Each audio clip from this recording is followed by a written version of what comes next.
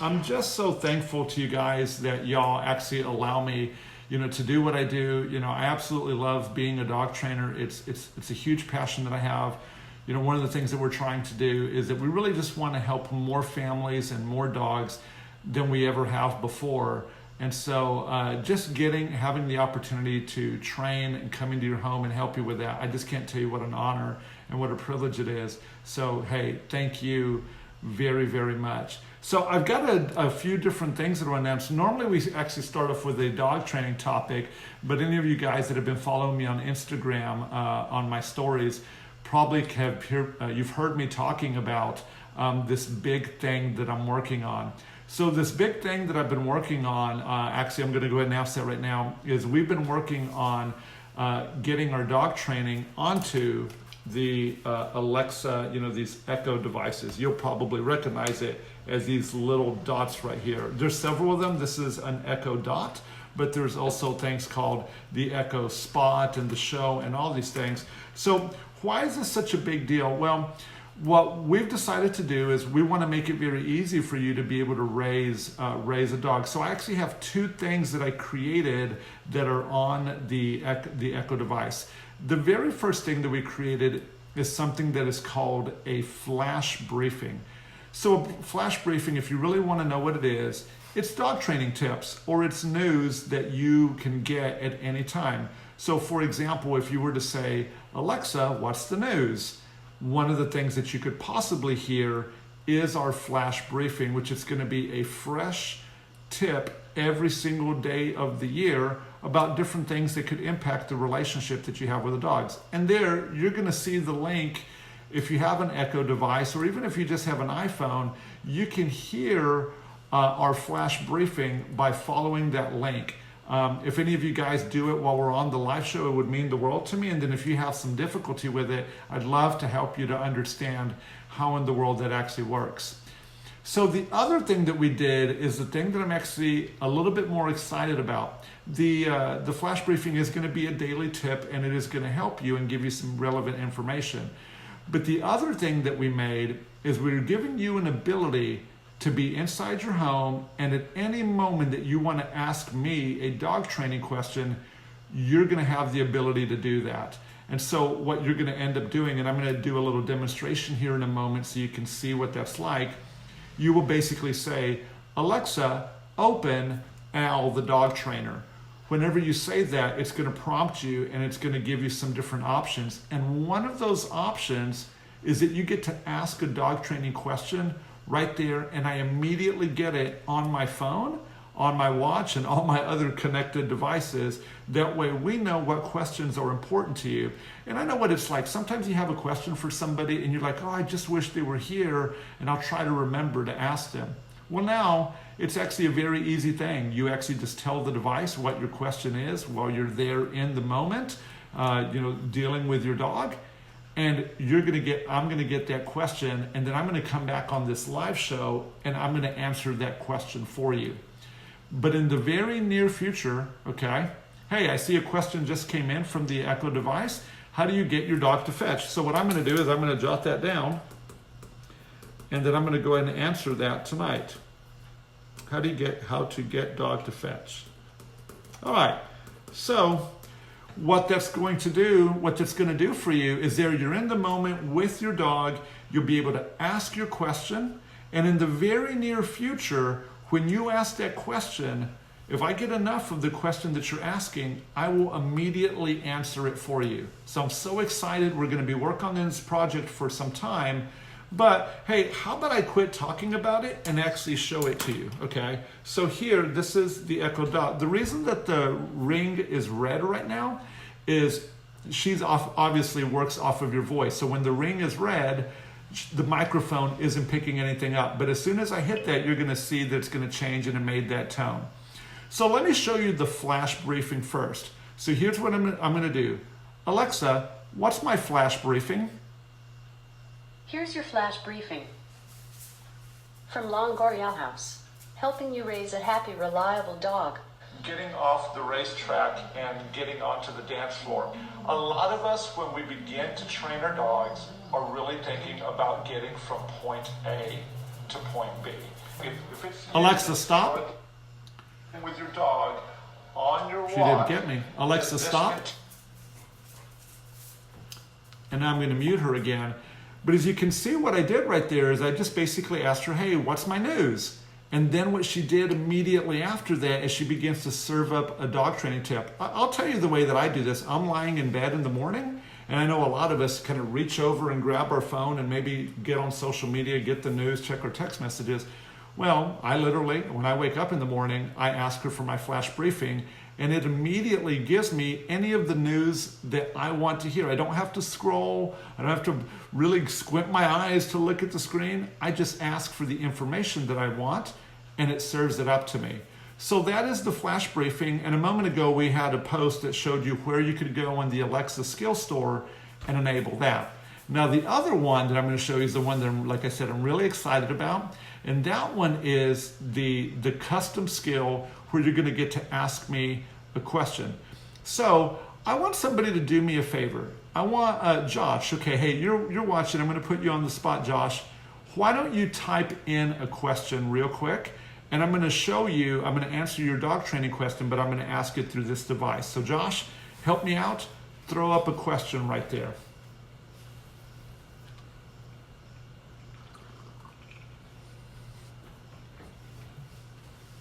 And so the reason I'm picking on Josh is Josh recently won one of our contests, and he's going to be getting one of these devices. So, hey, Josh, if I put you too much on the spot, man, I'll come up with let's see. Oh, hey, Denise, how are you doing? Thanks for joining in tonight. I hope your dogs enjoyed the food that we sent. All right, so here we go. Here's a question that I actually got. How do I get my dog to stop from jumping? Okay. So here's all I'm going to do. I'm going to enable the device, and then I'm going to open the skill. So just check this out. Okay, I'm going to come off of there. Alexa, open Al the dog trainer. Howdy, I'm Al, and welcome to my skill. You can ask for our contact information, request a callback, or submit a question for our Facebook live show that airs every Wednesday Just right now, at right? 8 p.m. Central Time. If you ever get stuck and need help, just say help, and I'll repeat your options. Which one of these would you like? Ask Al, how do I stop my dog from jumping? Thank you very much for submitting your question. So Please be sure I to just join got me that question. Wednesday at 8 Okay, p.m. and I'm on going to show you Facebook guys to watch something. me answer your Alexa, question. stop. All right, I'll see you later. See you next time. Take care. Okay, so what just happened right now? As soon as I asked the question, I'm going to show you if I can. So right here on my Apple Watch, I'm going to let's see if I can pull it off and show you guys. As soon as that question was asked, it immediately showed up right there on my watch with the question that you have. And then once you get that question to me, the next thing that I'm going to do is we're going to jot them down, and you're going to be able to get your question answered, and you're not actually going to forget what it was that you wanted to ask me. But in the very near future, one of the things that I want to promise you guys that we're going to work very hard at doing, that if you have a dog training question, I'm going to pour all of my experience and all the knowledge that I have, and as people begin to ask questions, the skill through this device will immediately answer it for you and give you something very meaningful to help you with your dog. So I don't know how excited you guys are about it, but it just means so much to me because we're going to really be able to help you in the moment with your dog. Well, guys, I do want to go ahead and get into the Q&A portion of our show tonight. As any of you guys are watching this, hey, really appreciate you being part of our show. If there's any question that you have that I can help you with, I'd love to help and answer your question. But I actually do have quite a few questions. I think that I have 1, 2, 3, 4, 5, 6, 7, 8, 9, 10. I have 11 things down. For this. Hey Scott, glad to see you here, man. And hey, I'll be sure to get a hold of you after I'm done with the live show and say, hey, you have a pretty good looking dog, man. So the very first question that I actually got this week was, how do you stop a puppy from barking? So I'm going to give you the fundamental piece of information that's always at play anytime that you're trying to change any kind of behavior in your dog. So here's the fundamental piece of information. Behaviors are changed by emotional consequences. All that really means is that if your dog, experiences any one of the spectrum of emotions immediately after doing that, that's going to form a memory. Okay? And if the things are pleasant, if the emotions are pleasant, then the brain says, hey, do this more. Pretty simple, right? But if it's unpleasant, then the brain tends to tell the dog to do that less. So when it comes to stop a puppy from barking, there's a lot of different ways that you could go about it. But I'm going to give you my take. If it's a puppy that's less than 6 months of age, I really think that you should engage the puppy's mind into some of the things that you actually want to do, like the place training that I talk so much about. But it could be any number of things. You could do some place training, which really helps the dog learn how to settle. You could do some coming when called training, which is going to get your puppy running back and forth and really going to help wear them out, but also it's going to do a great job of associating their name. You could also teach the dog the importance of being down on your left-hand side. But you're saying, well, Al, I've already done all those things and my puppy is still barking, okay? Well, one thing that you can also do, in addition to maybe training your dog for those 3 big skills, is you can play with your dog. But let me give you a little bit of a warning. If you're actually going to do this, let's say your puppy is barking and you immediately bring out the toy and begin to play, that will actually teach your puppy to bark more. So it'll be important for the puppy to actually be quiet for several seconds, a minimum of 3 seconds. And then if they are quiet, then you can actually begin to play with the dog and show them how good it is to interact with you, okay? Now, some of the games that we recommend playing with your dog, we have a toy, it's called a flirt pole. This is a fantastic toy to bring the energy levels down on your dog. The other toy that we use quite a bit of is the ball on the string. Actually, I think I have some of those right here next to me. I really like to use this toy for puppies for several reasons. One, because there's a cavity right there and I can put treats or their dog food and it can really occupy their mouth and it can be kind of like a pacifier for the dog as I'm using this. But the other thing is I can play a nice little game of tug with the puppy using a toy like this. Now, these are available on our store if you're looking for them, but you can also find them in other places too. But these are great toys, a ball, and then also maybe a rope toy or a tug toy or something like that is a great way to do that. Now, if you've been trying all these techniques and your puppy still won't be quiet, there are several other ways to actually tell a dog or a dog that would not stop barking no matter what you do, how to stop. The simplest tool that I know of to use is actually a remote collar. But I don't think that you should start with that. I really think that you should use the remote collar to tell the dog to be quiet well after you have you taught them how to place? Have you taught them how to, move along your side? Have you taught them how to come when called? Are you playing really vigorous games? Is their mind really engaged? Now, I've run into those puppies that you're doing all of that and they just won't be quiet and they won't let you get any sleep and it's difficult. And really only under those circumstances would I recommend using a remote collar because there's just so much that you can do. The remote collar will fix it, but I just don't know that it's something that if it's a young puppy that you should be fixing. So hey, I hope that's helpful for you guys. And again, that topic was, how do you stop a puppy from barking? Hey, if this is of any value to you guys, I can't tell you how much I'd appreciate you just smashing down that like button. It means a lot to me when I see those. When I don't see them, I'm like, hey, is there crickets going on? Is anybody actually listening? So I see there's 11 of you guys. Maybe one day I'll have 300 or 400 or something like that. But hey, every once in a while, if you don't see any, just smash that because it really encourages me to kind of keep going. But hey, I appreciate you guys anyway. It really means a lot to me. All right, so let me kind of go over this next one. The first topic that I went over is how do you stop a puppy from barking? The next topic is how do I stop my dog from jumping?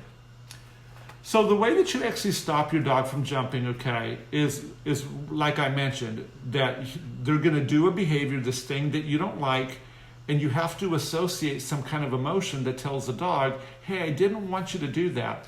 The single biggest obstacle that I find for families whenever they're trying to train their dog to stop jumping is that we're not prepared to actually tell them that we don't want them to do that. Here's a very normal situation that I run into when dogs are jumping. So you walk in the door of your home, you're coming home, you're tired, okay, you're ready to relax, maybe eat dinner, talk to your kids and your family, your wife, right? So you come in, and then all of a sudden there's your dog who's so happy to see you, but the next thing that's happening is you've got the dog's claws all over you. You start to yell, you maybe push the dog off you, maybe you even knee your dog or do something like that. And then it happens again the next day and the next day and the next day. So here's what I want you to do if this is you. It's very important that if anybody is inside the home before you arrive, you need to call them and you need to tell them that you're about to walk in the door. It's so important at this point that you put a leash on your dog before you've walked in the door. Hey Christy, I'm gonna go over your question here in a second because it relates to this. The leash needs to be on the dog. Now, yeah, so the leash needs to be on the dog. A human doesn't need to be on the other end of the leash, but the leash does need to be on the dog when he comes and greets you. So if the dog comes over to you, and when the dog jumps on you, you're gonna apply some pressure to the leash.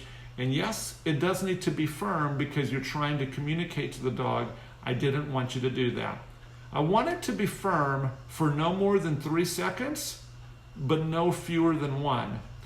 After the 1 to 3 seconds of the firmness, I want you to completely relax the leash, and I want you to see if your dog will jump again. If they do jump again, you get to do that technique one more time where you put pressure down the leash for 1 to 3 seconds. If you get the dog to jump a third time, then you're gonna have to use a different technique, okay? But, okay, at that point, if the leash is still on the dog and the dog's already jumped on you twice and you weren't able to calm them down and tell them not to jump on you by using that technique, I want you to shorten their leash, okay? And I don't want you to talk to them or engage them and have that leash very short until their energy levels begin to come down. So that's probably the best way to handle getting jumped on when you're walking in the door. So Christy, let me give some context to your question. So you said, or they jump on company like that. So here, if they're jumping on company, okay, it now becomes your responsibility because you got the company coming over, they're coming. Maybe even if you don't know they're coming, it's so important, Christy, that you actually have a leash on the dog at that moment, okay? There's several things that you can do. One of the things, the way that I introduce my dogs to company is through place training. If your dog hasn't done place training, that's actually where I would start. But if you want to skip ahead a little bit, what's important is at the moment that the dog jumps, that you use the leash to tell your dog no. But to be fair, you also have to be very specific what the dog should be doing. And I'm going to tell you, it's not good enough to say, my dog just shouldn't be jumping. Be very specific. Should the dog be sitting on your left-hand side? Should the dog be on a down? Should they keep all 4 of their paws on the bed? Any one of those is the right answer. So what you want to do for the dog as they're thinking about jumping is you want to tell them what's not allowed, the jumping, and what is the best thing to do. And as you begin to give them a choice and you show them how to earn reward or that they get in trouble for that, then you're going to see that your dog is going to begin to change its mind. And you will need to practice. You need repetitions where you're actually prepared to hold your dog accountable for whatever choice that they make. So hey guys, I hope that one is also helpful for y'all. All right, so here was a question that we got through the Alexa device that I received just a little while ago. And so the question was, my dog is peeing on the floor and has never done it before. So one of the things that happens, and I know that I'm kind of guilty of this, it's raining or you're not necessarily prepared to go out into the wet grass, so you open the back door, the dogs begin to run outside, and you're really just hoping that they hurry up and use the restroom and come back in. So if that's the case, all right, here's what needs to happen, okay? You're gonna have to lead the dog out there, and that might even be on leash. You're gonna have to go outside to the place that you actually want your dog to use the restroom. And then after they use the restroom, you need to make it very clear to them that this is the best place to go. How do you do that? You just may do that by making a meaningful reward. You could hand one treat at a time or one piece of food at a time for 20, 30 seconds, which is a big deal, while calmly talking to your dog and also petting it. That is a very powerful technique to make a strong emotion to the dog, like, hey, my human actually loves the thing that I just did. Some other things when it comes to the dog peeing on the floor. Now, if your dog already understands the word no, you could say no at the moment that your dog is using the restroom inside your house, but that's not going to clear up for your dog what it is that they should do. So if you've already trained your dog in the word no, you can say no at the moment, but that's as far as you can take it. Beyond that, you really want to show them where they should use the restroom. Now, let me give you one lifestyle tip that I think that might be helpful. When my dog is struggling with the responsibility to use the restroom well, I then begin to hand feed them again, and I don't leave bowls of water on the floor, because really that's what's driving the whole process. I want to take away the things that are making my dog screw up, control them, so I can teach my dog how to become responsible for that particular thing, whether it's food and water or a toy or anything else like that. All right, so I've covered how do you stop a puppy from barking. I've also covered how do you stop my dog from jumping. And then I've also covered my dog is peeing on the floor and has never done that before. So the next question that I have, let's see. So how do you teach your dog to lay down? So the biggest obstacle that I've run into that I've seen when people are trying to teach the dog to lie down is that we're just not patient enough. Some of the things that we do, here I'm gonna actually open up a quick bag of dog food here. I'm probably gonna have a dog come over here and say, hey, how do I get that from you here in a second? But as I open up this bag of dog food, the most common mistake that I see that people do is they actually show the dog the piece of food. They put it to the dog's nose or mouth, the dog can see the food, and then they try to lower the dog. So when you're trying to teach your dog the down or how to lie down, there is a technique that I use, and I do it in my left hand. So what I do is I actually put the food right here in the curl of these three fingers. Oh yeah, there's dogs here now. They saw me open the bag and they're like, hey, we want some of that.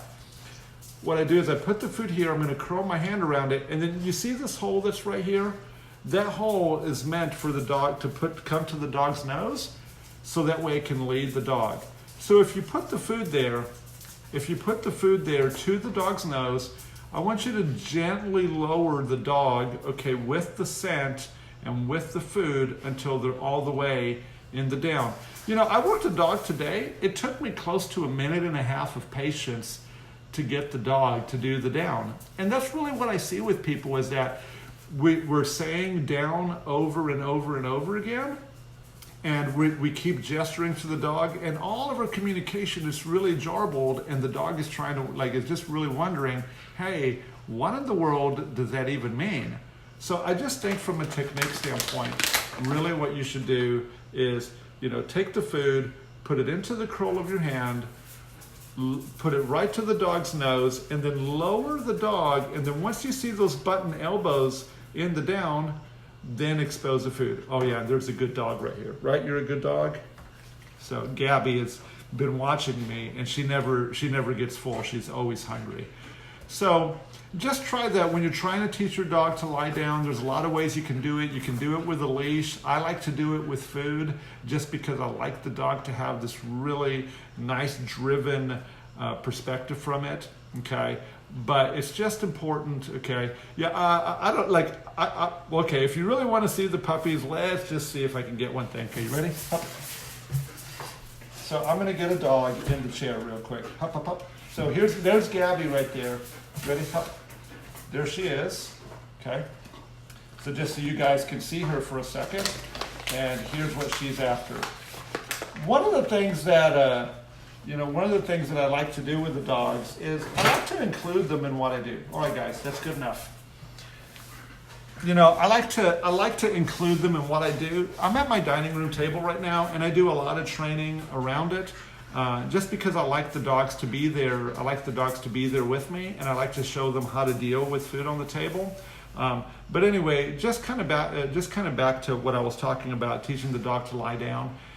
It's just so important that when you're teaching your dog to lie down, that you stay patient. Okay, try to watch some of our videos to kind of get see like, hey, how does Al do that? How long does it take? But once you get that first repetition and you make for a very meaningful moment with your dog, as you begin to get those repetitions for the dog, then that's actually what's going to speed up the process. But that first repetition, don't use your voice commands. Lure the dog or use the leash. Once you see the butt and the elbows all the way down, make it a very special moment for your dog. And as a matter of fact, why don't you make it the best moment of the dog's life so the dog understands that the down is one of the best things that you can do. All right, so next, okay, so the next question that I had is, how do I teach my dog to spin? So I'm going to teach you guys, because I differentiate this. One of the behaviors that a dog can do is they can actually rotate their bodies clockwise and counterclockwise. So when I'm training a dog to do a spin, for me, that is the counterclockwise circle. Now I just want you to notice something, okay? Here's my right hand. When I teach the spin, I actually move away from my body and then back in a circle. You can use a leash to teach this. I prefer to use the smell of food, but I don't let the dog see the piece of food in my hand. I only let them smell it inside of my closed hand. I put the food right to the dog's nose, and then I lead the dog in a circle, and then when they come back, what I like to do when I'm teaching spin is once they've completed the circle, I actually throw the food or the treat through my legs to complete the spin, because that teaches the dog to rotate their body all 360 degrees. But it's the same thing for twirl. So spin is my right hand, twirl is going to be my left, and twirl is actually a clockwise circle. So what I do is that I lead the dog away from my body and then back in, and then I throw the food through my legs to kind of show the dog to do that. I like to practice those because they're a lot of fun. This is one of those things that we get to practice with the dog, and they don't necessarily get in trouble for doing that. They just get to learn, like, hey, I get to interact with you. It's a lot of fun. I get to learn how to move my body. So that is how I teach spin and twirl. So, hey, Amanda, thanks so much for joining in. So you said, just tuned in. You have a young German Shepherd and is always jumping on everyone. Well, here's what I'm going to tell you. You just missed it. I literally answered that question, how long ago? Maybe 5 or 10 minutes ago. So, look, you can go back and you definitely can watch it. Let me just bring some value to the conversation here, okay? Because I want you to know that I really care about your question, and I so appreciate it. Please go back and watch. But here's what it amounts to, Amanda. Your dog, when they're doing a behavior, there's got to be an emotion on the other side that tells them if it's right or wrong. And the things that we do as humans that actually makes it difficult for the dog is you actually talk to your dog in that moment. Really having your leash on the dog, maybe even having your food on the dog, and being prepared to show the dog that, hey, when you jump, we don't want you to do that by having your leash and your food. It's going to go a long way to helping the dog. The two things that actually hurt people that are trying to train their dogs to stop any behavior are these. Not being prepared is number one. And then number two, not having a plan for what the dog should and shouldn't do. Most of the time, we only know what the dog shouldn't do, and we're also not prepared to show them what it is that we want them to do. So, hey, I hope that's helpful, but I gave a little bit more of a lengthier explanation just a few minutes ago. So, hey, please tune back in and watch that. And hey, thanks again so much for your question. All right, so I've got a couple more to go over. Here's another one, okay? And if you guys are going to see this, okay, you guys are going to see some similarities about the things that I talk about. I try not to sound like a broken record, but I just want to show you that a lot of it is actually not meant to be real difficult. When your dog training is real difficult, okay, it's also going to be difficult for your dog. So I like to just keep things simple. So here was the question: how do I keep my dog off of countertops? Okay, again, it is association. Okay, and I want the dog to understand that, hey, you're not supposed to be on the countertop. And the single easiest ways to do that is by having your equipment that you're using to train and teach the dog. The way that I do it for the dogs, okay, is instead of teaching them that, to stay off of the countertop, I do place training inside of the rooms that I'm in, and I teach the dog, this is where I want you to be. But here's another thing that I do. When I'm doing place training with a dog, if they cross the boundary that's leading them in the direction of jumping up on the counter, they actually get in trouble for just breaking the place command. And so we're always nipping it in the bud so it never turns into this big thing that I don't want the dog to do. You can definitely correct the dog for doing the bad things that you don't want, okay? But you're gonna find that if you keep those boundaries pretty tight early on when you're training your dog, okay, that drawing that really clear boundary with them and then just nipping it in the bud, that way you don't have to have a big correction, you just have a small little tiny one, and then showing them the value of staying where you actually want them to is the best way to do it. Look, one thing that I do to teach dogs how to stay on their bed is after I've shown them that it's so good to be on their place and that it's so good to stay down, I begin to throw food on the floor, and I actually want them to come off to try to get it so I can just continuously put them back on the bed an endless number of times until they figure out that I don't want them to get the food that's on the floor, but that if they stay on the bed and in the down, that I would just continue to reward them. So that's the way that I go about teaching dogs how to stay off of countertops. Okay, so I've got a couple of other questions. All right, so this was a really good one. I actually got to experience this today. So the question is, I'm going to go and read it out. Okay, what do I do when I've trained my dog, but they're still out of control? It's a tough one, okay? But the answer, okay, is not all that complicated. Here's the real thing, okay? If you've trained your dog and your dog is doing really well, and then all of a sudden you get into a circumstance that is beyond your control and you can't do anything about it, it's time to back up your training. Actually, today I experienced that with a dog. There was a dog that we previously trained with, had done really well in the training, but the circumstance that they were in is that my client was walking the dog to the bus stop to get their children. And so what would happen, the circumstance at the bus stop was this. There was a lot of people. There was a fence right behind the dog that had two aggressive dogs behind it. And, okay, the dog was a German Shepherd and began to get very, very excited. It took quite a bit to actually teach the dog how to become calm in that moment. But it wasn't easy, and if they go back tomorrow, they're still going to have a very excited dog. So in these situations where you're training your dog and you get into a circumstance where it's very difficult for you, then you need to back up the training and you need to really check those core pieces of knowledge for the dog. Does the dog understand that your side, like being on your left-hand side, is the best place to be? Does the dog also understand that you never want the dog to be at the end of the leash and that is a bad decision? Does the dog understand that being in a down and staying in a down is the best thing to do? Do they also understand that if you tell them to down and that they choose not to do so, that yes, they can get into trouble? That's exactly what I tried to do when I worked with the dog today. And I was successful, but I had to be very, very patient, probably patient for 4 to 6 minutes with the dog as we were trying to sort it out with the dog on how to become calm. And that's not normal. As I've been doing this as a professional, it's easier for me to actually, to stay that patient because I know what it's going to produce. But if you don't know if the technique that you're using is working, it's so easy to get frustrated and then your dog training actually takes a giant step backwards. So I'll just tell you that if your dog is out of control and you've previously done training, back up your training, make sure that you understand how to clearly communicate.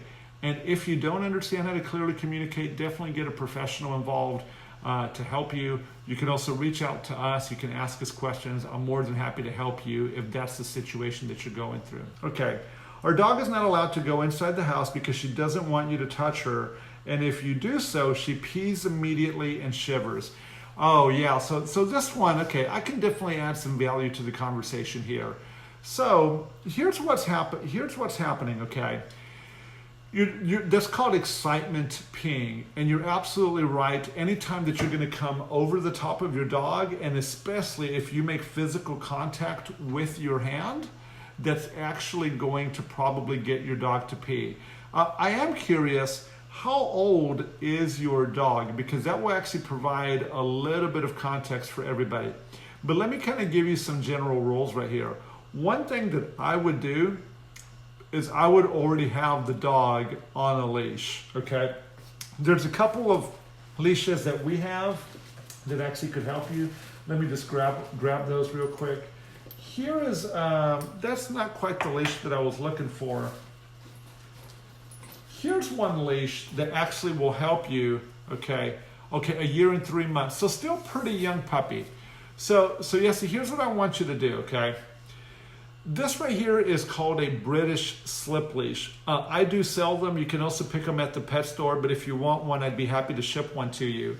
I want your dog to already be wearing this before your dog gets excited. And I know that's gonna be a little tricky, but it's gonna help you by having a leash like this. The other thing that you're gonna do is I want you to put it on the dog, and I want it to be up nice and high on the dog's head, okay? So it's on the dog's head. You're gonna actually touch the dog with this, but you're gonna avoid touching the dog with your hand. And all you're gonna do is once that leash is on your dog and your dog actually begins to, is excited, I want you to walk the dog up and down the hallway or up and down, your backyard or your front yard or your driveway. But I don't want you to pet, I just want you to move with the dog. The dog might actually resist when it's on the leash. I just want you to try your best to continue to move the entire time. Here's what you're actually waiting for. You're waiting for the leash to touch the dog enough that the dog begins to get desensitized to it. And as they do that, your dog's actually going to calm, and then you're going to begin to get an ability to touch the dog. Now, every dog is different, so I can't answer it precisely. But here's one more thing you can do. As you're walking your dog, and I want you to do this for several minutes, maybe 3 to 5 minutes, that you're moving the dog back and forth, up and down your driveway, up and down a hallway, without praising the dog and without petting the dog, you should see your dog begin to become a little bit more comfortable. I want you to have a treat pouch on you and some of the dog's food. Not treats, I want you to use some food. Once you see that your dog actually is beginning to become calm in that situation, I want you to feed the dog with one hand, and then with your other hand, I want you to make an attempt to pet the dog across its back. Try to stay away from the head. Try to go from the shoulders all the way to the hip, and kind of like a slow, professional massage down the dog's back. If your dog actually pees when you do that after you've walked for the 3 to 5 minutes, you're gonna back up a little bit the next time. You're gonna feed the dog, and you're just gonna lay your hand on the dog without moving it. As you do this, okay, the leash technique plus feeding your dog once you've been walking for about 3 to 5 minutes, and then simply placing your hand on the dog, and then over time working to begin to slowly stroke your dog, that's going to begin to help your dog to do that. What's going on is your dog is excited, it's releasing a lot of adrenaline, and the moment that you touch the dog, they're very sensitive. That's what makes the bladder go weak. A lot of people tend to talk to their dogs in those moments, and I tend to give the advice that it's probably not best to talk to your dog when they're that excited. Quiet, as I've been talking so long, quiet is one of the best ways to actually calm a dog quickly with your voice. but the leash is also a terrific way. Hey, if you need a leash, let me know. I'd be happy to help you out, okay? Well, guys, let me check the time. Okay, so it's 8:55. I'm going to stay on for another minute or so. I'm going to take another sip of water. Are there any closing questions that anybody has? I'd love to hear them. Hey, while I'm thinking about it, you know, I've talked about this Amazon Echo thing quite a bit, but for any of you guys, and I don't know if the developer is still watching, but hey, I just want to give a very special thank you to Button Push Apps. They are a developer in San Antonio, Texas, and they actually helped me develop the skills that are now on the Alexa store. It was really a pleasure to work with them. And hey, Nick, the gentleman that actually worked that I worked together with. Hey man, I think you did a really fantastic job. Really appreciate you, and I know we've got some more things coming up. So hey, thanks so much. Hey Cynthia, thanks so much for joining in tonight. We're about to wrap it up. Hey Cynthia, I don't want to go without giving you an opportunity. Do you have any questions? Oh, and hey Cynthia, since I know you, I don't know if you know this, but I know you guys have one of these Echo devices. I just released some new skills, and at the end of the live show, I'll be sure to send you some links. But we have some skills that are going to help you train your girl. It's got a lot of great content on there, but so excited. So hey, are there any more questions? Let me take one more sip. Really appreciate you guys so very much. Hey, I want to do just a couple of things as I wrap up. I've got all these icons on the bottom of this, and I just kind of want to get an idea what they do. So, hey, if you guys don't have any other questions, hey, you're very welcome, Ashley. It was great working with you. Hey, Cynthia. Well, thanks so much for joining in. It means a lot to me that you're here tonight. I hope you guys are doing well. Hey, I'm going to hit some of these buttons. So if anybody wants to watch what's going to happen next, I don't know what's going to happen, but I'm going to do a couple new things. Can't wait to try the new Alexa feature. We actually have two of them. We have two Alexa features. One of them is a flash briefing, and the other one, Cynthia, is a custom skill where you actually get to ask me a dog training question. So here, let me hit a couple of these buttons. So what does this button do? Okay, get ready. Maybe I'm going to turn into Iron Man. Hold on a second, guys. Let's see. I saw something. What does that do? All right, so that's what those buttons do. Now that is hilarious. All right, so I've always wondered what all these different buttons do on the bottom of the screen. So always want to try those out. We've got a couple of more. So hey guys, thanks again so much. It looks like it doesn't want to load the rest of these. Okay, so that's going to do something funny there. And that's going to be like kind of a disco ball thing. Hey, that's a little weird. Let's see. I guess those must be popular ones. So anyway, hey, lots of different things here on the device. Oh, and it looks like, okay. Oh, and it looks like some of you guys can actually join the broadcast. I could actually send a message to you guys and y'all will get to be added, but I am not going to add anybody to the broadcast. Well, hey guys, smash that heart button, hit the share button, leave a comment, tag a friend. But hey, so appreciate you guys very much. It means the world to me. Thanks again, and we're going to see you guys hopefully next week. Hey, and yeah, be sure to tune in. Be sure to tune in on the Facebook story, 8 p.m.